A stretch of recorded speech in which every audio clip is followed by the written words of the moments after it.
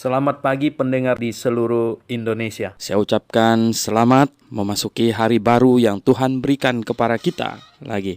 Dan hari ini kita bertemu kembali. Saya Dr. Suhento Liao akan bersama dengan Anda.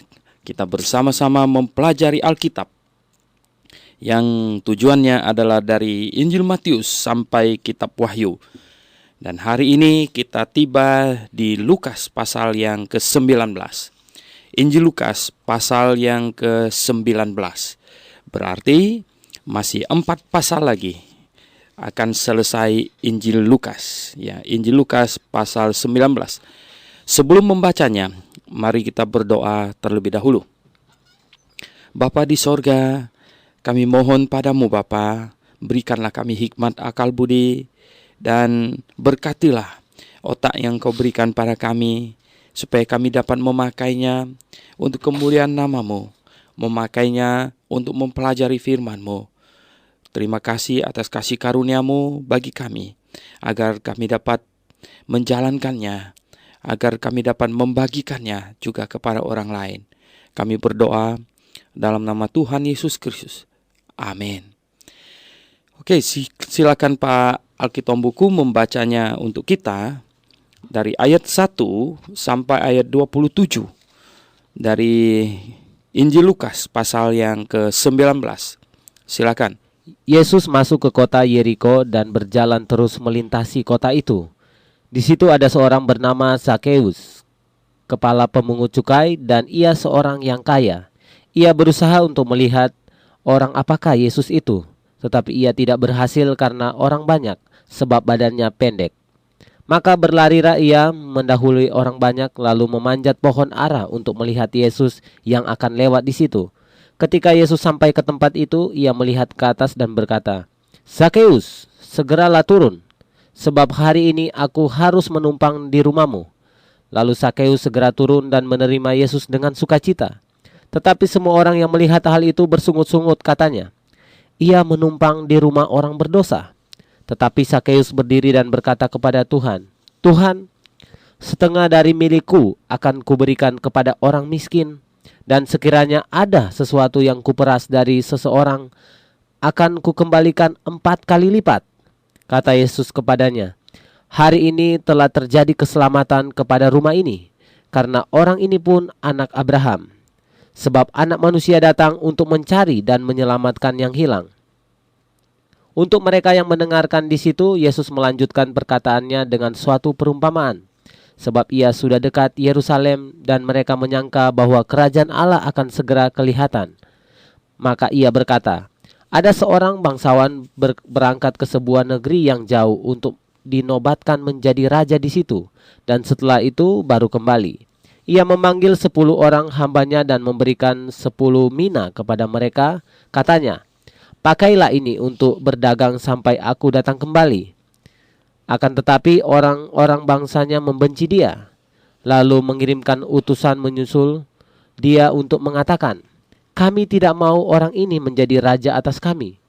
Dan terjadilah ketika ia kembali, setelah ia dinobatkan menjadi raja, ia menyuruh memanggil hamba-hambanya yang telah diberikan uang itu, untuk mengetahui berapa hasil dagang mereka masing-masing.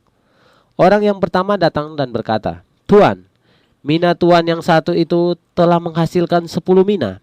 Katanya kepada orang itu, 'Baik sekali perbuatanmu itu, hai hamba yang baik. Engkau telah setia dalam perkara kecil, karena itu terimalah kekuasaan atas 10 kota.' Datanglah yang kedua dan berkata, 'Tuan, mina tuan telah menghasilkan 5 mina.' Katanya kepada orang itu, 'Dan engkau kuasailah 5 kota.' Dan hamba yang ketiga datang dan berkata, 'Tuan, inilah mina tuan. Aku telah menyimpan dalam sapu tangan, sebab aku takut akan tuan, karena tuan adalah manusia yang keras. Tuan mengambil apa yang tidak pernah tuan taruh, dan tuan menuai apa yang tidak tuan tabur.' Katanya kepada orang itu, 'Hai hamba yang jahat, aku akan menghakimi engkau menurut perkataanmu sendiri. Engkau sudah tahu bahwa aku adalah orang yang keras, yang mengambil apa yang tidak pernah aku taruh dan menuai apa yang tidak aku tabur. Jika demikian, mengapa engkau tidak kau berikan kepada orang yang menjalankan uang? Maka sekembaliku aku dapat mengambilnya serta dengan bunganya. Lalu katanya kepada orang-orang yang berdiri di situ, ambillah mina yang satu itu daripadanya dan berikanlah kepada orang yang mempunyai 10 mina itu. Kata mereka kepadanya, Tuan, ia sudah mempunyai 10 mina. Jawabnya, aku berkata kepadamu, setiap orang yang mempunyai kepadanya akan diberi. Tetapi siapa yang tidak mempunyai, daripadanya akan diambil juga apa yang ada padanya. Akan tetapi semua seteruku ini yang tidak suka aku menjadi rajanya, bawalah mereka kemari dan bunuhlah mereka di depan mataku. Ya, pendengar yang saya kasih dalam Yesus Kristus, kita lihat Injil Lukas pasal 19 adalah pasal yang terkenal dengan pertemuan Tuhan Yesus dengan Sakius, kepala pemungut cukai kota Yeriko. Ya, dalam perjalanan Tuhan Yesus menuju ke Yerusalem, Tuhan Yesus memakai jalan memutar sehingga ia tiba di kota Yeriko. Dan orang ramai mengiringinya. Mereka sampai berhimpit-himpitan mungkin. Sehingga ketika lewat kota Yeriko, banyak orang berusaha untuk melihatnya. Dan itu mengusik rasa ingin tahunya Sakius, kepala pemungut cukai. Karena sebagai seorang yang kaya, lagi pula ya pasti bergaul di dalam masyarakat, tidak mungkin dia tidak mendengar tentang sepak terjangnya Tuhan Yesus, apa yang dilakukan oleh Tuhan Yesus. Pasti dia sudah mendengar semuanya. Dan oleh sebab itulah ketika Tuhan Yesus melewati kota Yeriko, rasa ingin tahunya Sakius sungguh membuat dia berusaha untuk melihat siapakah Tuhan Yesus ini. Nah, pendengar yang saya kasih dalam Yesus Kristus, mungkin di dalam rasa ingin tahunya itu yang begitu besar itu telah menghilangkan rasa malunya, telah menghilangkan rasa ingin menjaga harga dirinya bahkan, sehingga dia tidak malu-malu manjat pohon. Ya, sehingga seorang kepala pemungut cukai di kota itu ternyata ya manjat pohon dia sampai karena saking inginnya ia melihat Tuhan Yesus. Dan pendengar yang saya kasih dalam Yesus Kristus, ketika Tuhan Yesus lewat ya di bawah pohon itu, mungkin Sakius merasa bahwa dialah yang paling cerdas dari semuanya, sehingga orang lain berhimpit-himpitan di bawah mau melihat Tuhan Yesus. Nah, dia ya enteng-enteng saja dia duduk di atas pohon di situ, dan pengamatannya pasti adalah yang paling penuh ya, yang paling posisinya untuk melihat Tuhan Yesus adalah paling strategis. Dan ketika Tuhan Yesus sampai di bawahnya, tanpa dia duga-duga pasti Tuhan Yesus katanya melihat ke atas dan berkata, Sakius, ya segeralah turun. Ya, wah, belum pernah berkenalan dengan Tuhan Yesus, dan dia tahu Tuhan Yesus jalan dari daerah Galilea menuju ke Yerusalem. Tidak ada orang kasih tahu siapa dia dan mengapa Tuhan Yesus bisa memanggil namanya secara tepat. Ya. Dan segeralah turun katanya, sebab hari ini aku harus menumpang di rumahmu. Jadi pendengar yang saya kasih dalam Yesus Kristus, Tuhan Yesus sengaja menumpang di rumahnya Sakius karena dia melihat Sakius mempunyai rasa ingin mengenalnya yang sangat tinggi. Jadi pendengar yang saya kasih dalam Yesus Kristus, andaikan semua manusia memiliki hati seperti Sakius, sekalipun orang berdosa, tetapi sangat ingin mengenal Tuhan Yesus, maka dia akan mendapatkan ya, kasih karunia Tuhan. Karena rasa ingin mengenal Tuhan inilah adalah rasa pertama yang menghantar orang kepada keselamatan. Pendengar yang saya kasih dalam Tuhan, ya, kita semua orang berdosa. Tidak ada satu orang pun yang boleh sombong di hadapan Allah dalam hal ini. Oleh sebab itu pada hari kemarin sudah kita bahas tentang orang Farisi yang datang berdoa dengan pemungut cukai yang datang berdoa. Ya, sama-sama orang berdosa. Walaupun mungkin yang satunya ya mencuri 50 juta, yang satunya mencuri 50 sama-sama berdosa. Dan kita seperti Zakius juga sama-sama orang berdosa. Tetapi ada perbedaan antara orang berdosa yang mau mengenal Tuhan Yesus dengan orang berdosa yang tidak mau mengenal Tuhan Yesus. Ada perbedaan antara orang berdosa yang mau dekat kepada Tuhan dengan orang berdosa yang menjauhkan diri dari Tuhan. Yang mau dekat kepada Tuhan adalah orang berdosa yang beruntung. Orang yang berdosa yang akan mendapatkan kasih karunia. Sedangkan orang berdosa yang menjauhkan diri dari Tuhan adalah orang berdosa yang celaka. Karena orang berdosa yang demikian tidak akan mendapatkan kasih karunia dari Tuhan. Pendengar yang saya kasih dalam Yesus Kristus, ada banyak manusia di muka bumi ini. Mereka tidak peduli sedikit pun bahkan tentang nyawa mereka tidak peduli. Mereka tidak peduli kalau mereka mati, mereka akan pergi kemana. Mereka tidak pernah bertanya akan hal ini. Mereka tidak peduli, apakah ada surga atau ada neraka atau tidak. Mereka tidak peduli akan hal ini. Oh, pendengar yang saya kasih dalam Tuhan, betapa celakanya manusia demikian. Tiap hari dia bangun pagi, dia hanya mencari uang, cari uang terus. Dan hasilnya apa? Dia akan mati bersama dengan uangnya. Bukan berarti tidak boleh cari uang. Cari uang itu baik. Bahkan saya selalu berkata bahwa orang Kristen harus rajin. Bahkan harus lebih rajin daripada orang dunia ini. Mengapa? Karena orang Kristen mempunyai tanggung jawab lebih dari mereka. Selain kita bertanggung jawab untuk menghidupi keluarga kita bertanggung jawab untuk survive-nya gereja kita, kebutuhan finansial gereja kita. Kita bertanggung jawab untuk dana penginjilan, untuk dana berbagai kebutuhan, pembangunan gereja dan lain sebagainya. Oleh sebab itu orang Kristen harus lebih rajin daripada orang dunia ini. Namun pendengar yang saya kasih dalam Tuhan, orang Kristen tidak boleh hidupnya terarah penuh hanya kepada mencari uang. Dia harus tahu ada saatnya kita mencari uang, ada saatnya kita datang kepada Tuhan. Dan yang paling indah adalah kerinduan orang itu kepada Tuhan.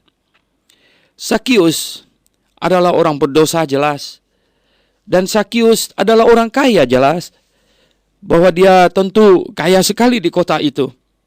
Tetapi yang indah dari Zakius ini adalah dia ingin bertemu Tuhan Yesus, dia ingin melihat Tuhan Yesus. Sehingga Tuhan mengetahui keinginan hatinya dan Tuhan memanggilnya untuk memenuhi rasa ingin mengenalnya. Tuhan bilang, saya ingin menumpang di rumahmu. Saya harus menumpang di rumahmu. Dan katanya, Zakius tentu segera turun dan menerima Tuhan Yesus dengan sukacita.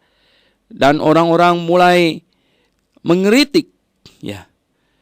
Pendengar yang saya kasih dalam Yesus Kristus, kalau kita dikritik orang, jangan terlalu cepat berkecil hati.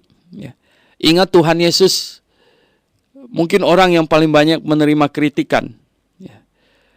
Tetapi kalau orang mengkritik kita dalam hal-hal yang bersifat doktrinal, kita harus segera sadar, siuman, dan memeriksa apakah iman kepercayaan kita, apakah komposisi iman kita sesuai dengan Alkitab atau tidak. Tetapi jikalau kritikan orang itu adalah mengenai hal-hal yang bersifat subjektif, hal-hal yang bersifat relatif, itu kita jadikan itu sebagai satu peringatan saja. Jadi pendengar yang saya kasih dalam Yesus Kristus, orang Kristen tidak boleh menjadi pengeritik, terutama terhadap hal-hal yang bersifat relatif dan subjektif. Tetapi orang Kristen disuruh untuk menjadi pengeritik terhadap hal-hal yang bersifat doktrinal. Di mana di dalam 2 Timotius pasal 4, Rasul Paulus berkata, nyatakanlah apa yang salah Ya, nyatakan apa yang salah, yang sudah pasti salah, yaitu hal-hal yang bersifat penyimpangan moral, hal-hal yang bersifat penyimpangan doktrinal. Tapi kalau hal-hal yang bersifat perasaan, yang relatif subjektif, kita tidak boleh menghakimi orang dalam aspek itu, karena itu relatif dan subjektif, nanti kita akan dihakim kembali. Contohnya yang paling seringkali terjadi adalah menghakimi orang tidak ada kasih. Ini masalah kasih, masalah yang subjektif. Bagi Anda dia tidak ada kasih, tapi bagi orang lain dia sangat mengasihi. Nah, ini hal yang subjektif, ya. Bagi orang yang tidak pernah dikasih duit sama dia, ini orang nggak ada kasih, mau minjam duit aja susah. Ya. Tapi bagi orang yang ditolongnya, yang dikasih uang, dia orang yang sangat mengasihi. Nah, sehingga hal ini adalah hal yang subjektif sekali. Tetapi orang-orang mengkritik Tuhan Yesus di sini, dan Sakius pasti mendengar kritikan orang itu. Ya. Katanya mereka bilang, yang menumpang di rumah orang berdosa. Ya. Dan Sakius berdiri berkata, Tuhan, setengah dari milikku akan kuberikan kepada orang miskin. Dan sekiranya ada sesuatu yang kuperas dari seseorang, akan kukembalikan 4 kali lipat. Ya, sungguh ini adalah pertobatan yang sangat-sangat drastis dan betul-betul menghasilkan buah yang seketika muncul untuk membungkam orang-orang yang mengkritik Tuhan Yesus. Pendengar yang saya kasih dalam Yesus,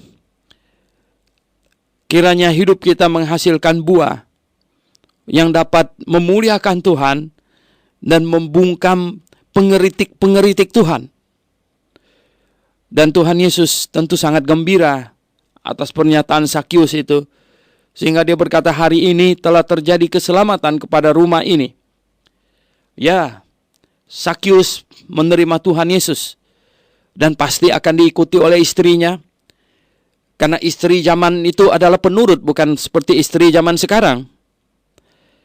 Istri zaman itu penurut, dan pasti juga diikuti oleh anak-anaknya. Dan anak-anak zaman itu juga adalah anak-anak yang taat kepada orang tua. Bukan seperti anak-anak zaman sekarang, banyak yang membangkangi orang tua. Hari ini terjadi keselamatan kepada rumah ini, karena orang ini pun anak Abraham. Sebab anak manusia datang untuk mencari dan menyelamatkan yang hilang. Statement kalimat terakhir ini sangat indah, yaitu anak manusia datang untuk mencari dan menyelamatkan yang hilang. Jadi pendengar yang saya kasih dalam Yesus Kristus, Tuhan Yesus ingin mengatakan di sini bahwa Sakius adalah orang yang terhilang di dalam gelimangan uang, terhilang dalam ini uang hasil pajak yang ditariknya. Tetapi Tuhan Yesus datang untuk mencarinya dan menarik dia keluar dari uang itu. Jadi pendengar yang saya kasih dalam Yesus, sungguh indah apa yang terjadi dalam hidup Sakius. Ia mendapatkan kekayaan rohani yang tiada tara nilainya. Dan dia rela membagikan harta materi duniawinya untuk sebagai rasa syukurnya atas kasih karunia rohani yang diterimanya. Dan katanya, untuk mereka yang mendengarkan dia di situ, Yesus melanjutkan perkataannya dengan suatu perumpamaan. Sebab ia sudah dekat Yerusalem, katanya. Dan mereka menyangka bahwa kerajaan Allah akan segera kelihatan. Jadi mereka menyangka bahwa kerajaan Daud akan segera terjadi, akan segera dimulai. Dan melihat gelagat mereka, pasti Tuhan lalu berkata, dia menceritakan perumpamaan seorang bangsawan yang berangkat ke negeri yang jauh untuk upacara penobatan di situ dan akan kembali. Dan dia berkata kepada hambanya, supaya mereka menjadi hamba yang setia sambil menanti kepulangannya. Dan kepada 3 orang hambanya masing-masing, satu diberikan 10 mina uang, dan satu diberikan 5, dan satunya diberikan 1 mina. 1 mina uang di sini, itu kalau kita lihat di belakang Alkitab kita, Lembaga Alkitab Indonesia memberikan penafsiran kira-kira 100 dinar nilainya. 1 mina sama dengan dinar, yang ini adalah lempengan emas. Kalau 100 dinar, kalau 1 dinar itu adalah upah 1 hari pada zaman itu, berarti kalau kita kira-kira 50.000 rupiah saja upah hari, upah buruh kepala tukang itu hari ini katakan, ya, berarti 1 dinar itu sama dengan 5 juta. Ya. Berarti kepada hamba yang satu diberikan 50 juta, ya. Kepada hamba yang satu lagi 25 juta, dan kepada hamba yang satu lagi sekitar 5 juta. Gitu. Dan suruh mereka untuk mengusahakannya dengan baik. Nanti dia akan kembali. Begitu. Jadi pendengar yang saya kasih dalam Yesus Kristus, di sini Tuhan Yesus mengumpamakan bahwa dialah sang bangsawan itu yang akan berangkat ke negeri yang jauh untuk dinobatkan sebagai raja. Betul, Tuhan Yesus akan berangkat, bahkan pergi, ya, ke hadapan Bapanya, kembali ke sorga untuk dinobatkan sebagai Raja segala raja. Nanti dia akan kembali, dia akan mendirikan kerajaan Daud yang dijanjikan. Itulah kerajaan 1000 tahun. Kerajaan yang Allah janjikan kepada Daud, bahwa salah satu keturunannya akan menjadi raja selama-lamanya, akan memerintah di kota Yerusalem. Dan terhadap janji ini Tuhan tidak pernah membatalkannya. Kalau kita lihat di Kisah Rasul pasal 1, murid-muridnya berkata, "Ya Tuhan, maukah Engkau pada masa ini memulihkan kerajaan bagi Israel?" Jawabnya, "Engkau tidak perlu mengetahui masa dan waktu yang ditetapkan Bapa sendiri menurut kuasanya." Jadi tidak dibatalkan, tetapi malah ditegaskan bahwa ada masa dan waktu yang ditetapkan oleh Bapa sendiri menurut kuasanya. Beberapa hari yang lalu, saya mendapat tamu seorang mahasiswa dari sebuah sekolah teologi di daerah di Jakarta di sini. Sebenarnya sekolah teologi itu bukan di Jakarta, tetapi membuka cabang di sini. Dan dia adalah mahasiswa program S2. Dan karena dia datang minta supaya saya memberikan dia semacam advice tentang sekolah teologi yang baik di Amerika sana, saya berkata, bagaimana kalau saya periksa doktrin kamu dulu sedikit, apa yang kamu percaya gitu. "Oh silakan Pak," katanya. Kemudian saya tanya tentang keselamatan dan lain sebagainya. Dan kemudian saya tanya mengenai pendapatnya tentang akhir zaman, apa yang dia pelajari di sana. Oh, dia berkata, "Saya orang yang percaya amil." Ya, amilenium. Oh ya, saya bilang. Jadi Anda tidak percaya ada kerajaan 1000 tahun. Orang yang percaya amilenium, orang yang percaya tidak ada kerajaan 1000 tahun. Ya. Jadi pendengar yang saya kasih dalam Tuhan Yesus Kristus, rupanya dia tidak percaya ada kerajaan 1000 tahun. Padahal Tuhan Yesus sendiri berkata, "Engkau tidak perlu tahu, ya, masa dan waktu yang ditetapkan oleh Bapakku yang mengenai kerajaan 1000 tahun itu." Dan tidak pernah dibatalkan, tetapi ditunda oleh karena penolakan Israel. Tuhan Yesuslah yang dimaksudkan dengan bangsawan yang pergi untuk dinobatkan sebagai raja dan nanti akan kembali untuk menjadi raja di bumi ini. Dan ketika dia kembali, dia akan memanggil hambanya yang ditinggalkannya, yang diberikannya 10 mina, 5 mina, dan 1 mina. Dan apakah yang diumpamakan Tuhan Yesus dengan mina di sini? Yang dimana kita lihat ya, yang diberikan 10 mina datang, dia bilang, Tuhan, uang yang Tuhan berikan telah saya jalankan dan hasilnya tambah lagi 10. Wah, Tuhan bilang, hebat sekali kamu. Ya toh, silakan memerintah ya 10 kota. Ya. Kemudian yang memegang yang diberikan 5 mina juga datang berkata, ya, uang yang Tuhan berikan kepadaku telah saya jalankan juga dan tambahnya 5 mina. Ya patutlah, karena dia dikasih 5 mina, dia dapat tambahan 5 mina, yang 10 dapat tambahan 10. Jadi katanya, ya silakan memerintah 5 kota. Tapi yang dipercayakan 1 mina datang mungkin dengan muka yang ya marah. Tuhan, aku tahu engkau orang yang menabur, menuai di tempat tidak engkau tabur dan lain sebagainya. Wah, ini kata-kata nggak enak ini ya. Maka saya kembalikan ini 1 mina, nggak tambah-tambah. Dan Tuhannya marah sekali. Jadi pendengar yang saya kasih dalam Yesus Kristus, kemudian Tuhannya bilang, kamu tahu saya begitu, ya. Lalu mengapa kamu berani terima? Dan katanya ya, pendengar yang saya kasih dalam Yesus. Kemudian ya, Tuhannya berkata bahwa ambil itu uang daripadanya. Dan kemudian dia ya diberikan kepada yang punya 10. Mereka bilang, loh kan dia udah banyak. Ya, kepada yang mempunyai akan dikasih lagi. Yang tidak ada justru akan diambil. Dan dia ini akan dihukum. Jadi pendengar yang saya kasih dalam Tuhan, di dalam Injil Matius pasal 25 ayat yang ke-14 sampai 30, perumpamaan ini perumpamakan talenta ya. Talenta ya. Jadi ini adalah hal yang sama kurang lebih ya. Jadi pendengar yang saya kasih dalam Yesus Kristus, ini perumpamaan Tuhan Yesus. Jadi kita lihat mina ya. Apa mengumpamakan apa? Jelas bukan yang dimaksudkan dengan bakat. Banyak orang menyangka talenta ini atau mina ini adalah bakat ya. Tapi sebenarnya bukan bakat.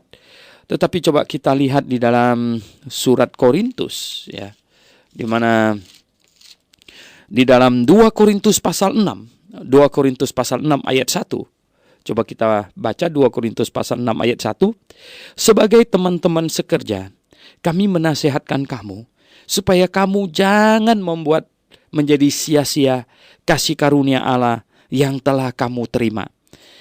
Supaya kamu jangan membuat ya menjadi sia-sia kasih karunia Allah yang telah kamu terima. Jadi yang dimaksud Tuhan Yesus dengan mina di sini adalah kasih karunia.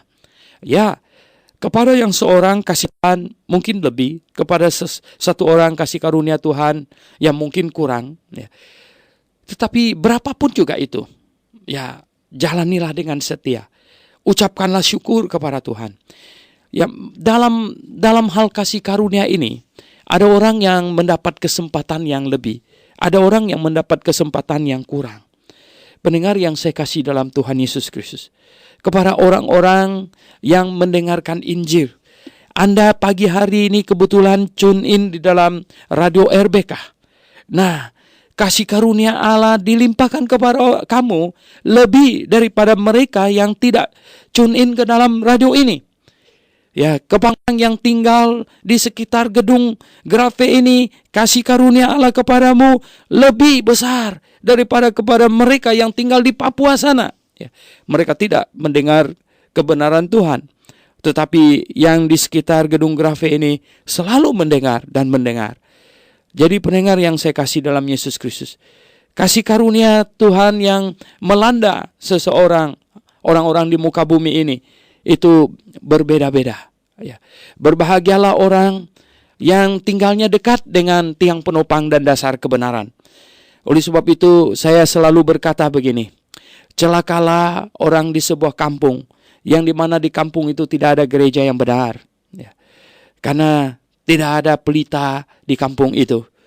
Celakalah penduduk sebuah kota, di mana di kota itu tidak ada gereja yang benar, gereja yang alkitabiah. Di kota itu tidak ada garam, daging di sana akan busuk.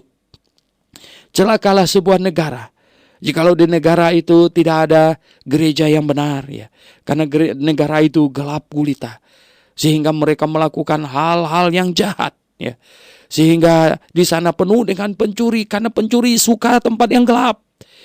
Jadi pendengar yang saya kasih dalam Yesus Kristus, berbahagialah orang, ya, yang dimana di dekatnya ada gereja yang benar, gereja yang Alkitabiah, karena ada kasih karunia Allah di sekitarnya. Tetapi jikalau Anda tidak, ya, bersikap dengan sepatutnya terhadap kasih karunia yang ada di hadapan kita, yang ada pada kita lebih lagi, maka Tuhan akan menuntut tanggung jawab kita nanti. Jadi pendengar yang saya kasih dalam Yesus Kristus, nanti ketika Tuhan kembali, Dia akan menuntut kasih karunia yang Tuhan limpahkan pada kita. Jadi Tuhan mau katakan bahwa dalam perumpamaan ini, orang yang paling jauh sekalipun sebenarnya, dia menerima satu kasih karunia. Ya, orang yang lahir di muka bumi ini, sekurang-kurangnya dia dipercayakan satu mina. Mengapa? Rasul Paulus berargumentasi di dalam Roma pasal 1 ayat 19 dikatakan, karena apa yang dapat mereka ketahui tentang Allah nyata bagi mereka, sebab Allah telah menyatakannya kepada mereka. Sebab apa yang tidak nampak daripadanya, yaitu kekuatannya yang kekal dan keilahiannya, dapat nampak kepada pikiran dari karyanya sejak dunia diciptakan, sehingga mereka tidak dapat berdalih. Jadi sekurang-kurangnya manusia di muka bumi ini menerima satu mina, yaitu dapat mengenal Allah, bahwa ada Sang Pencipta langit dan bumi melalui alam semesta yang diciptakannya. Jadi tidak ada orang yang berdalih bahwa dia tidak tahu ada Allah di muka bumi, yang menciptakan langit dan bumi ini. Dia tidak tahu. Nggak bisa. You belagak blow on, nggak bisa. Ya, kamu adalah akan seperti orang yang menerima satu mina ini. Ya, dan mereka nanti akan berdiri di hadapan Allah, dan mereka adalah orang-orang yang membenci Allah. Mereka adalah orang-orang yang tidak suka kepada Allah. Dan mereka akan berkata kepada Allah seperti orang yang menerima satu mina ini berkata kepada tuannya, engkau menabur, engkau menuai di tempat engkau tidak menabur, dan lain-lain sebagainya. Tetapi Tuhan akan marah kepada mereka. Tuhan akan ambil apa yang ada pada mereka. Kasih karunia dan nyawanya bahkan akan diambil. Karena Tuhan berkata, kepada siapa yang mempunyai, kepadanya akan diberi lagi. Tetapi kepada siapa yang tidak punya, apa yang ada padanya akan diambil. Orang yang tidak punya apa? Ya, setidaknya dia punya nyawanya. Apa yang ada padanya akan diambil juga. Jadi pendengar yang saya kasih dalam Tuhan Yesus, sungguh dahsyat ya.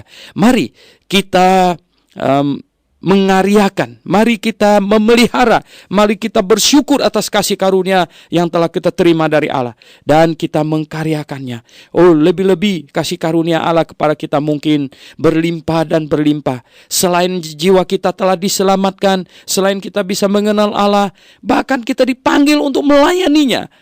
Ini adalah menunjukkan kita diberi lebih dan lebih. Atau kita diberkati dengan harta materi yang berlimpah. Tuhan mau kita pakai untuk kemuliaannya. Berarti kita adalah orang yang sangat dipercaya oleh Tuhan.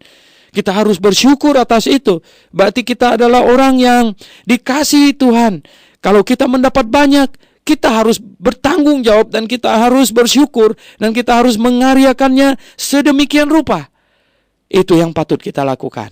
Sehingga Tuhan kita pulang dan dapatkan kita hamba yang setia, hamba yang baik. Pendengar yang saya kasih dalam Tuhan Yesus, kita akan melihat perikop yang berikut lagi. Dari ayat 28 sampai ayat yang ke-48. Silakan Pak Alkitab buku untuk membacanya bagi kita. Dan setelah mengatakan semuanya itu, Yesus mendahului mereka dan meneruskan perjalanannya ke Yerusalem. Ketika ia telah dekat Betfage dan Betania yang terletak di gunung yang bernama Bukit Zaitun, Yesus menyuruh 2 orang muridnya dengan pesan, pergilah ke kampung yang di depanmu itu. Pada waktu kamu masuk di situ, kamu akan mendapati seekor keledai muda tertambat yang belum pernah ditunggangi orang. Lepaskanlah keledai itu dan bawalah kemari. Dan jika ada orang bertanya kepadamu, mengapa kamu melepaskannya? jawablah begini, Tuhan memerlukannya. Lalu pergilah mereka yang disuruhnya itu, dan mereka mendapati segala sesuatu seperti yang telah dikatakan Yesus. Ketika mereka melepaskan keledai itu, berkatalah orang yang mempunyai keledai itu, "Mengapa kamu melepaskan keledai itu?" Kata mereka, "Tuhan memerlukannya." Mereka membawa keledai itu kepada Yesus, lalu mengalasinya dengan pakaian mereka dan menolong Yesus naik ke atasnya. Dan sementara Yesus mengendarai keledai itu, mereka menghamparkan pakaiannya di jalan. Ketika ia dekat Yerusalem di tempat jalan menurun, di Bukit Zaitun, mulailah semua murid yang mengiringi dia bergembira dan memuji Allah dengan suara nyaring oleh karena segala mujizat yang telah mereka lihat. Kata mereka, "Diberkatilah dia yang datang sebagai Raja dalam nama Tuhan. Damai sejahtera di sorga dan kemuliaan di tempat yang maha tinggi."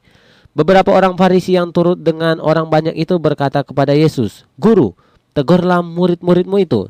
Jawabnya, "Aku berkata kepadamu, jika mereka ini diam, maka batu ini akan berteriak." Dan ketika Yesus telah dekat dan melihat kota itu, ia menangisinya. Katanya, "Wahai, betapa baiknya jika pada hari ini juga engkau mengerti apa yang perlu untuk damai sejahteramu. Tetapi sekarang hal itu tersembunyi bagi matamu.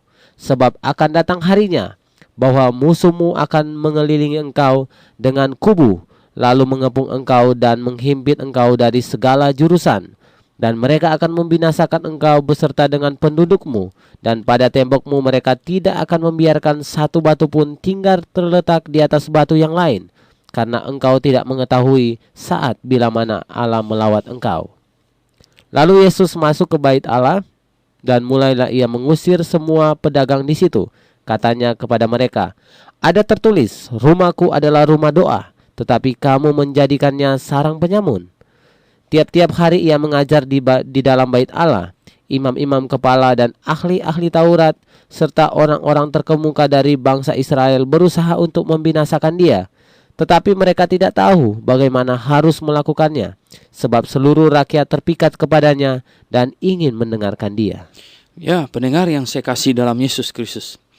Ketika Tuhan sampai di kampung yang dekat Yerusalem katanya, yaitu di dekat Betfage dan Betania yang terletak di Gunung Zaitun, ya, Bukit Zaitun. Dia menyuruh 2 orang muridnya ke depan untuk menggenapkan apa yang tertulis dalam kitab Zakaria pasal 9 ayat 9. Coba pendengar lihat, dengarkan. Zakaria 9 ayat 9. "Bersorak-soraklah dengan nyaring, hai putri Sion. Bersorak-sorailah, hai putri Yerusalem. Lihat rajamu datang kepadamu. Ia adil dan jaya. Ia lemah lembut dan mengendarai seekor keledai beban yang mudah." Ini ditulis oleh Zakaria 400 tahun sebelum peristiwa Tuhan Yesus sampai di kampung Betfage. Ya, 400-an tahun kurang lebih.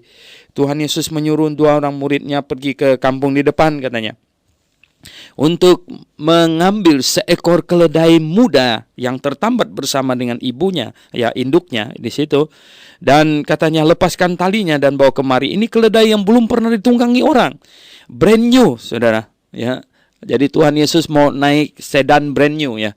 Kalau itu kuda itu kayak mobil kijang gitu ya, keledai itu kayak sedan gitu.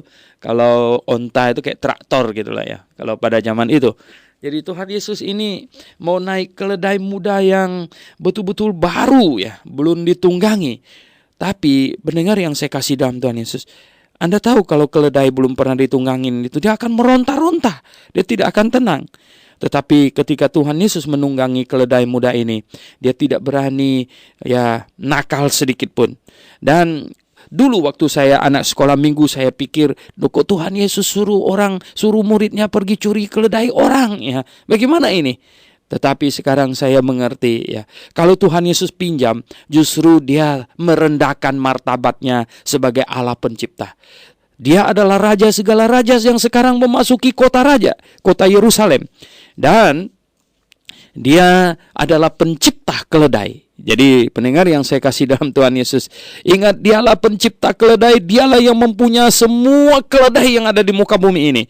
Jadi dia berhak untuk memakainya. Ya, petani dan peternak segala macam hanya piara keledai. Mereka tidak bisa bikin keledai. Bahkan rambut bulu keledai saja mereka nggak bisa bikin. Ya. Jadi Tuhan tidak perlu pinjam keledai. Tuhan hanya memerlukan keledai. Jadi oleh sebab itu dia berkata kepada muridnya, jikalau mereka tanya, mengapa kamu lepas? Kasih tahu saja, Tuhan memerlukannya. Dan itu terjadi.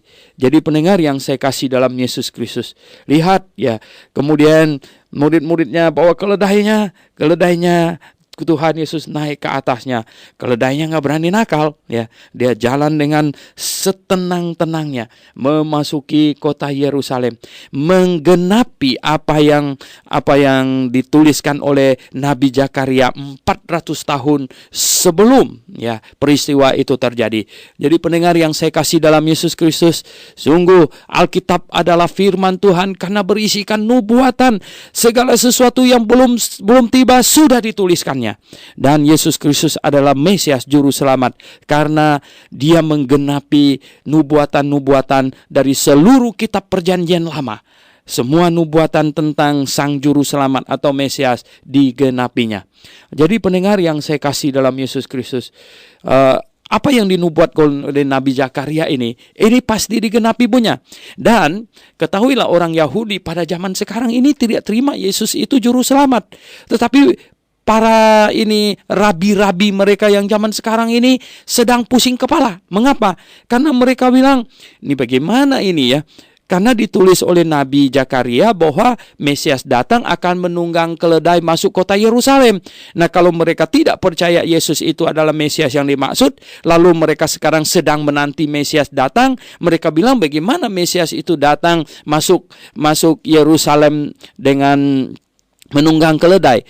Pernah pada waktu tahun 93-an saya ada di Amerika, ada seorang rabi di kota New York yang sangat terkenal, para pengikutnya mau mendaulatnya sebagai Mesias gitu, mau mendaulatnya dan mau bawa dia pulang ke Yerusalem.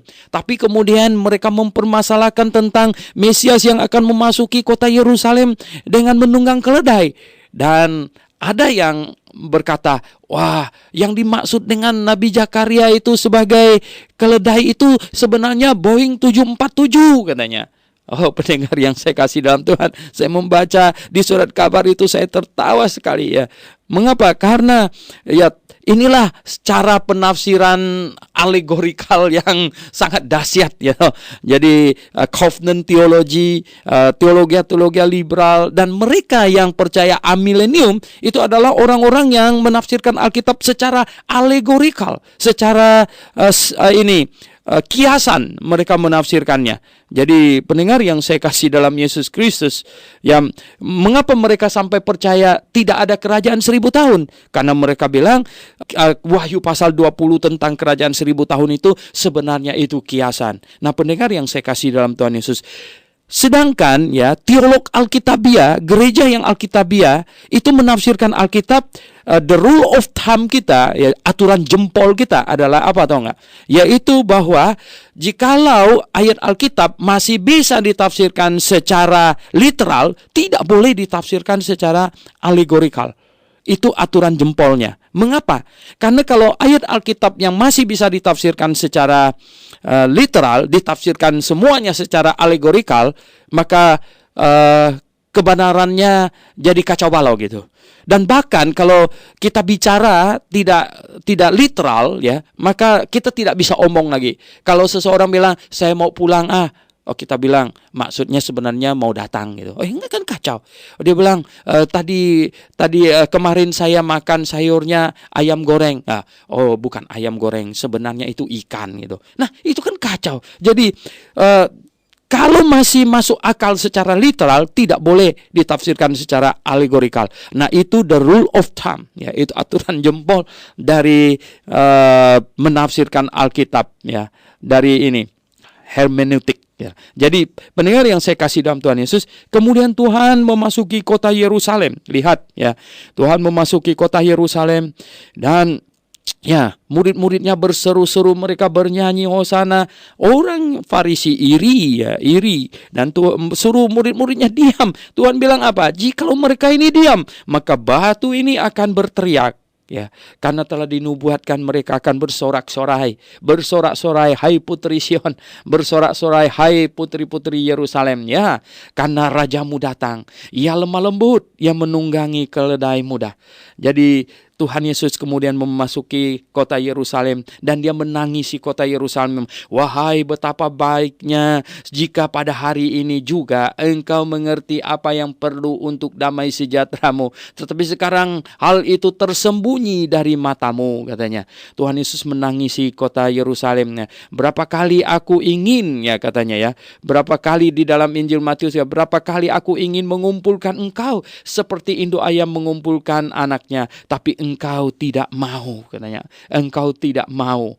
Nah, pendengar yang saya kasih dalam Yesus Kristus, dan Tuhan berkata bahwa engkau tidak tahu saat di mana, katanya, Allah melawat engkau. Allah melawat engkau. Hai teman-teman kita orang saksi Yehova, ketahuilah Tuhan Yesus di sini memposisikan dirinya Allah.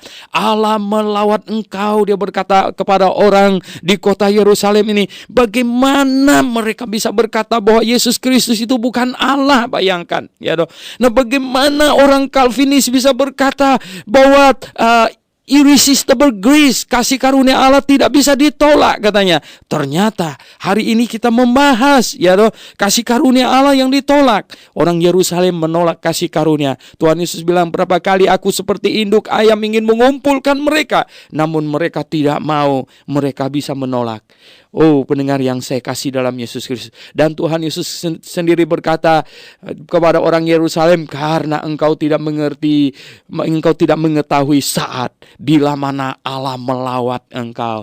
Karena kedatangannya ke dalam dunia ini adalah Allah melawat umatnya. Kalau hari ini jangan lagi bilang Allah melawat umatnya. Pendeta berkhotbah di Senayan, dia berkata apa? Allah melawat umatnya. Itu durhaka tahu. Itu menyamakan dirinya dengan Allah. Tidak. Allah melawat umatnya adalah Tuhan Yesus datang ke dalam dunia ini. Dan ketika Tuhan Yesus kembali ke sorga dan kemudian dia utus Roh Kudus tinggal di dalam hati kita hari ini. Tidak pakai lawat-lawatan lagi. Dia sudah tinggal di dalam hati kita. Dan perikop 45 sampai 48 di sini Tuhan Yesus membersihkan bait Allah. Karena bait Allah adalah tempat di mana seharusnya orang berdoa, tetapi dijadikan sebagai tempat berdagang. Mengapa? Karena pada zaman itu mereka masih membakar korban domba. Padahal Yesus Kristus adalah domba. Mengapa dia usir mereka semuanya? Nah, rumahnya bukan lagi tempat untuk ibadah simbolik. Seharusnya menjadi tempat orang berdoa di situ. Nah, tetapi mereka jadikan itu tempat untuk menjual domba. Karena ini masalah KKN ya. Karena begini ya, karena di bait Allah itu mau dibakar domba, kalau yang miskin kasih persembahkan burung merpati, ya toh. Dan sehingga pada hari Paskah misalnya mereka ada sembeli, ada domba korban, ya toh. Mereka sembeli, dan daripada nenteng domba dari kampung begitu jauh, mereka tentu bawa uang sampai di Yerusalem baru beli, kemudian baru diseret ke bait Allah di sana. Nah, lama-lama pedagang itu berpikir begini, kalau dagangnya jauh nanti orang mau belinya ogah gitu ya toh. Masa dombanya diseret begitu susahnya. Akhirnya mereka berdagang semakin dekat dengan bait Allah, semakin bagus, dan pasti ada yang bayar imam-imam sehingga mereka bisa dagang sedekat mungkin dengan bait Allah. Dan akhirnya pendengar yang saya kasih dalam Tuhan Yesus, halaman yang seharusnya dipakai untuk tempat di mana orang bangsa non-Yahudi datang berdoa di situ, halaman atau pelataran untuk bangsa non-Yahudi, dipakai untuk taruh kambing domba segala macam di situ. Sehingga tentulah mereka berak juga di tai domba segala macam. Dan jadi bangsa lain yang mau datang beribadah bersama dengan mereka harus rela berdiri bersama domba di situ, ya. Dan mereka bikin aturan yang konyol lagi untuk menguntungkan mereka. Uang yang dibuat oleh kaisar itu tidak layak dimasukkan ke dalam peti persembahan. mesti uang yang dikeluarkan oleh imam-imam. Jadi mereka harus tukar uang dulu, tukar uang, nah baru masukkan ke dalam di sana. Nah akhirnya banyak meja penukar uang dan lain sebagainya. Nah Tuhan Yesus marah mereka, Tuhan Yesus mengusir mereka, dan Tuhan Yesus tiap-tiap hari mengajar di bait Allah. Namun mereka tidak bisa mengapa-apakan dia. Sebelum sampai tanggal 14 Nisan, di mana hari bangsa Yahudi membunuh domba di atas mezbah, yaitu di mana hari di mana bangsa Yahudi dulu di Mesir, yaitu ketika malam sebelum tulah yang ke-10 tiba, membunuh seekor domba. Nah, tanggal 14 Nisan itulah Tuhan Yesus disalibkan. Jadi pendengar yang saya kasih dalam Tuhan Yesus Kristus, sebelum saatnya tiba, tidak ada satu orang pun yang dapat menjamahnya. Tetapi setelah saatnya tiba, mereka semua menggenapkan apa yang tertulis dalam Alkitab.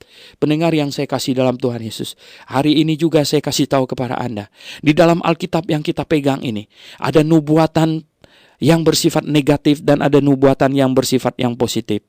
Saya kasih tahu Anda, camkanlah dirimu, ya, waspadalah. Jangan-jangan Anda menggenapkan nubuatan Alkitab dari aspek negatif. Sekali lagi saya katakan, Anda harus siuman, jangan jadi orang yang tertidur. Ya, Anda harus siuman. Jangan menggenapkan nubuatan Alkitab dari aspek negatif.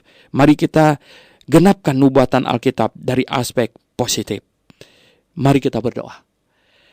Bapa di sorga, hari ini kami juga telah mempelajari firman-Mu yang tertulis dalam Injil Lukas pasal yang ke-19. Terima kasih Bapa di sorga, kami mengucap syukur. Berkatilah firman yang telah kami dengar, agar dia tertanam di dalam hati kami, dan kemudian berbuah lebat. Dalam nama Tuhan Yesus Kristus kami berdoa. Amin. Pendengar yang saya kasih dalam Yesus Kristus, tinggal 1, 2, 3, 4, tinggal 5 pasal lagi kita akan selesaikan Injil Lukas. Kalau Anda mau melayani Tuhan bersama dengan saya, mari ya sampaikan kepada teman Anda.